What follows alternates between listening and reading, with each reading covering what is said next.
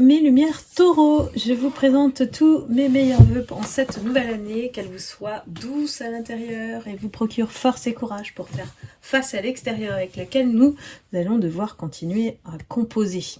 Cette astro-guidance a pour but de vous apporter la tendance annuelle énergétique pour 2024, à écouter avec votre pleine capacité de discernement entre ce qui résonnera en vous ou pas, par rapport à votre situation. Ne soyez pas dans l'interprétation, cela doit vous parler de suite sans filtre. Restez toujours maître de votre vie et puisse cette guidance vous apporter un éclairage pour vous aider à cheminer dans la continuité de ce que vous avez déconstruit en 2023 et à accomplir en 2024. Qui sera votre guide de lumière cette année? Quels sont les messages que souhaitent vous apporter mes guides? Sachant qu'il s'agit d'une guidance collective, si vous souhaitez une guidance personnalisée à vos énergies, vous pouvez réserver directement sur le lien unique que vous trouverez dans le descriptif de la vidéo, ainsi que les soins énergétiques à faire en illimité chez vous sur www.calendly.com/guidance vers la lumière. Attention aux faux comptes et aux diverses sollicitations indésirables. Je ne vous contacte pas individuellement. Tout se passe sur la plateforme. Donc après cette introduction nécessaire, c'est parti pour vous mes lumières taureaux pour l'année 2024. Alors, on commence avec l'énergie du pendu. Peut-être on est encore attaché ou rattaché à des situations, des personnes qui nous bloquent. Voilà. Alors ça peut être aussi un emprisonnement intérieur. Hein. On se sent bloqué, incapable d'agir, ou en tout cas pas dans les bonnes dispositions pour agir en ce début d'année. Donc le pendu, on vous dit en fait que il y a des situations pour lesquelles vous n'avez pas de maîtrise. Donc qu'est-ce qu'on fait face à ça? On lâche prise. On le sait, mes lumières, tout au long de 23, on a appris ça. Donc, quels sont les messages des anges pour vous, pour cette année, pour vous aider? On a la carte de l'espoir. Votre mantra cette année, c'est « Je suis optimiste en permanence ». Et la carte de l'espoir, ici, ça montre aussi que cette situation ne va pas perdurer. Il y a le soleil qui va bientôt se lever. Alors ça veut dire qu'il y a aussi des révélations ou des informations que vous n'avez pas à l'heure actuelle pour pouvoir tout résoudre, vous éloigner de la situation ou faire votre deuil, tourner la page. Donc il y a beaucoup de choses ici où on vous rappelle, en tout cas les anges vous disent que votre esprit est plus fort que tout ça, que vous êtes fort, voire indestructible. On parle du pouvoir de la pensée, puisque nous ne sommes pas à nos pensées, nous pouvons agir dessus. Et que en restant fidèle à vos visions, à vos rêves, à vous remettre sur ce chemin-là, vous focalisez sur vous et uniquement vous, l'univers va faire en sorte de réaliser vos rêves. Il attend juste tout simplement que vous puissiez croire aussi que vous méritez une meilleure vie, une amélioration, que c'est à vous de créer cette énergie pour attirer effectivement ce que vous souhaitez faire. Donc, pas de miettes énergétiques, j'aime bien parler de miettes énergétiques parce que quand ce sont des choses du passé, des choses qui perdurent depuis un certain temps, qui stagnent, ce sont des miettes. Parce que voilà, on les a encore en soi. Le fait que rien que d'y penser, on y est encore dans ce passé. Donc on se concentre à partir de là vers plus de pensées positives, plus de projection vers ce que vous souhaitez faire tout simplement. Et réfléchissez pour cela à vos aspirations. Demandez l'aide de vos anges parce que eux sont là pour attendre des instructions de votre part. Si vous ne formulez pas, ils vont pas agir et ils vont pouvoir déployer ainsi les étincelles de vos capacités. Il y a peut-être des choses qui sont encore voilà, en profondeur en vous, que vous ne déployez pas à cause de ces situations que vous vivez un peu malgré vous. Voilà. Donc l'espoir ici, il faut l'utiliser comme un aimant et ça commence par soi. Donc attirez tout ce qui est beau et grand vers vous, les lumières. Taureau. Alors, au niveau de la mission de vie, eh ben non, j'ai sauté. Normalement, c'est le guide de lumière en 2. Bah écoutez, je le garde pour moi. Hein. La carte a sauté. Et on va demander votre guide de lumière pour cette année 2024.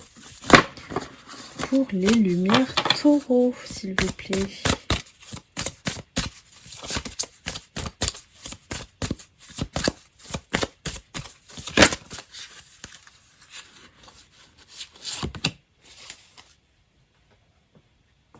Alors, il faut que j'arrive à le dire. Le guide de lumière, Mahavatar Babaji. Oh bah, faut le lire doucement, hein, parce que... Alors, on y va. Mahavatar Babaji. Voilà, ça y est.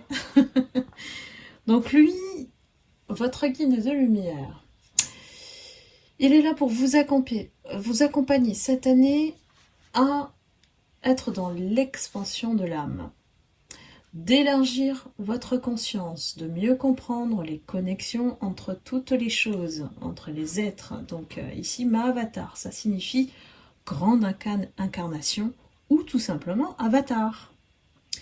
Et Babaji, ça veut dire père sacré. Donc ici, c'est un maître yogi dans l'histoire qui est profondément respecté parce que il a des enseignements du yogi à transmettre, voilà, qu'il a reçu. Et il est capable de voyager entre la Terre et d'autres mondes. Donc il a accès à des informations du monde subtil, invisible, et il peut se connecter à ce monde subtil. Donc il est porteur aussi d'acceptation, de pardon, d'intuition. C'est ce qu'il vous apporte, et sans compter un amour profond et un sens de l'enseignement. Y a-t-il des leçons à tirer de tout ça? De 2023, du passé.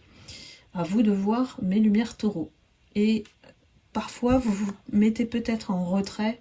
Vous n'avez pas été très actif socialement. Le taureau, quand il est contrarié, il se renferme sur lui-même, il reste chez lui, souvent casanier de manière générale, hein, on parle du taureau comme ça.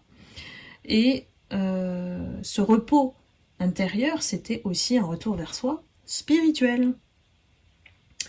Donc, vous devenez de plus en plus conscient de votre connexion spirituelle. Peut-être que pour le taureau, c'est pas facile à admettre, parce que c'est très terre à terre, et que finalement, ce sens de l'union entre cœur, esprit, âme, cette vision holistique, eh bien, il y a une évolution en vous avec cette pratique spirituelle.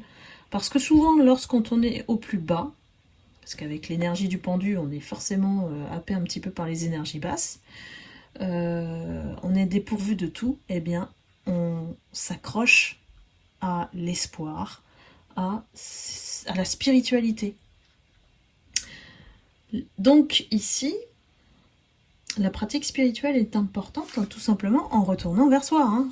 À chaque fois qu'on est mal, on se réconforte à l'intérieur, on se sécurise, et on ne se laisse pas dominer par nos peurs.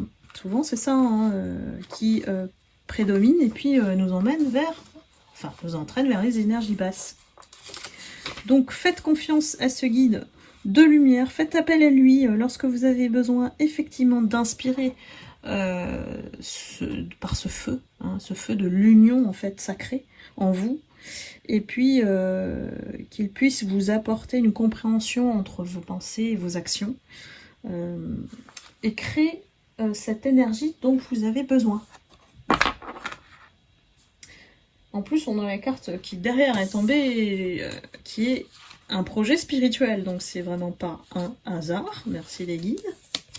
Là, on est amené à se libérer de croyances limitantes, mes lumières taureaux. Il y a peut-être des choses pour lesquelles on reste entêté aussi, ou on n'est pas en disposition d'écouter ce qui est différent, peut-être. À vous de voir. Et c'est en lien avec la spiritualité. Votre mission, elle est en lien avec la spiritualité. Et c'est bizarre parce que, justement, vous n'êtes pas trop comme ça, vous. Vous êtes plutôt dans le pragmatisme, dans ce qui est concret. Et parfois, voilà. Ce qu'on m'indique, c'est aussi que vous pouvez aussi être une âme qui a comme défi, voilà, de créer ce projet spirituel dans votre vie professionnelle. Donc ça peut être sous forme d'aide aussi, hein, voilà, tout simplement. De relation d'aide à l'autre. Hein. Pourquoi? Parce que vous avez une grande sagesse intérieure suite à tout ce que vous avez appris.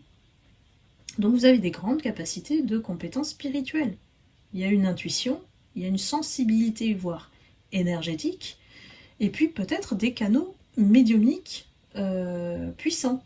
Il faut juste prendre conscience de leur présence, de nos propres potentiels, voilà, j'y arrive, et travailler sur votre chakra du troisième œil. Donc ici, c'est vraiment d'expérimenter cette nouvelle capacité spirituelle et vous découvrir d'une nouvelle façon. C'est une question de perception après. Lorsqu'on fait son éveil spirituel, on ne perçoit plus la vie de la même façon et donc on se transforme. Tout ce qu'on faisait avant apparaît futile, apparaît inutile. On n'était pas dans l'essentiel en fait. On s'en rend compte une fois qu'on est dans l'éveil. Donc on renonce à tout ce qui est croyance limitante. On est plus à l'écoute de ses ressentis. Parfois, avant, on allait plutôt dans le mental, mes lumières taureaux, hein, et on donne du sens à ces expériences passées. Donner du sens à la souffrance, c'est être résilient. Donc ici, vous allez connaître, grâce à ce projet spirituel, votre harmonie intérieure.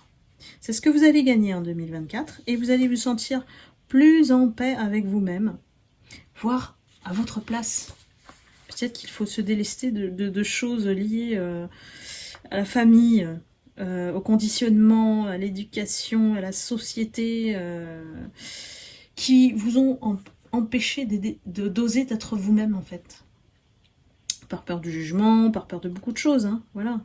Donc ici, on apprend cette année à expérimenter des choses qui ne nous sont pas familiers, mais nous emmènent vers la route de l'éveil. Tout simplement. Allons voir un petit peu les énergies au niveau sentimental. Oula, ça y est, tout de suite. Ça rigole pas. Alors, mes lumières taureaux.